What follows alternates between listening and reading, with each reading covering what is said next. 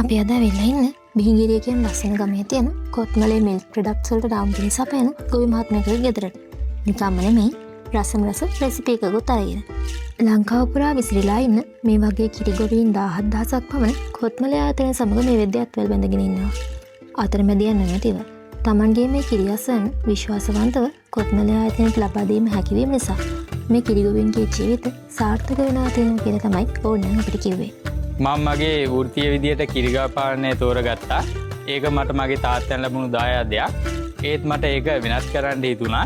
ඒකට මට කොත්මලේ ආයතනයෙන් අලුත් උපදෙස් හා තාක්ෂණය ලබා දුන්නා. ඒ වගේම අපේ කිරි වලට එයාලා හොඳ මිලක් ලබා දෙනවා. ඉතින් මම ආරාධනා කරනවා අපේ අලුත් පරම්පරාවට අපි වගේම මේ විදියට හොඳ ව්‍යවසායකයෙක් වෙන්න එන්න කියලා. ඉතින් මේ දේවල් දැන කියාගන්න ගමන් මම රස වෑහෙන චීස් පැස්ට් එකකුයි මිල්ක් ෂේක් එකකුයි හදන්න යන්නේ.